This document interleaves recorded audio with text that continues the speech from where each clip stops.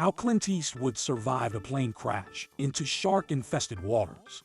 Clint Eastwood has often played soldiers on screen, but unlike many others, he actually served. He did not see any combat, but his army career was still quite memorable, and Eastwood barely lived to tell the tale. Clint Eastwood was drafted into the U.S. Army in 1951.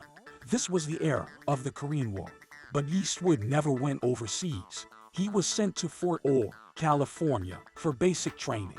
He worked as a swimming instructor. He also had a side gig as a bouncer at the NCO club. It was a tough job. There would be a few women and more than 100 men. They weren't allowed to drink anything stronger than beer. But of course, some of them smuggled in some liquor, mixed in with the beer. It often led to trouble. Eastwood's job was to escort the troublemakers out. Being big was a help, he later commented. However, Eastwood's most notable army story involved no alcohol. As a serviceman, he was entitled to free rides on military planes.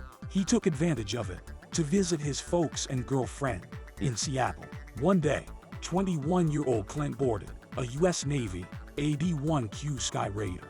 The aircraft was headed for Mather Air Force Base in Sacramento. During the flight, the plane malfunctioned. The torpedo bomber ran out of fuel in midair. It crashed into the Pacific Ocean near Point Reyes. Luckily, Clint and the pilot had access to a life raft. They still had to swim for more than a mile before they reached the shore. The cold, rough waters were full of sharks, but both men made it.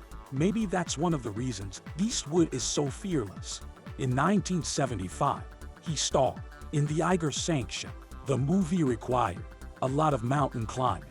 One of the crew members was struck by a falling rock and died. Eastwood wanted to shut down production, but the producers persuaded him to proceed. It fell to Eastwood to do one of the most dangerous stunts. He dangled over an abyss, cut his line, and fell.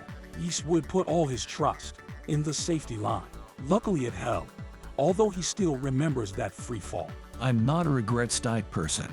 It's not like Clint has become less reckless with age. In the 1990s, he met movie aerial coordinator Craig Hosking. Hosking was an experienced helicopter pilot, so naturally, Eastwood asked him for lessons. Soon Eastwood had his own pilot license. He bought himself an Aerospatiale Star helicopter. Eastwood would take the helicopter everywhere, even on long trips. He said he loved the freedom it brought him. My whole life has been one big improvisation. Eastwood's impulsive approach extends to his own movies. He directs with no rehearsals. No one is allowed to interfere or make suggestions. Eastwood, the director, doesn't create shot lists. There are no storyboards either, just acting. Eastwood refuses to say cut or action. When you say action, even the horses get nervous.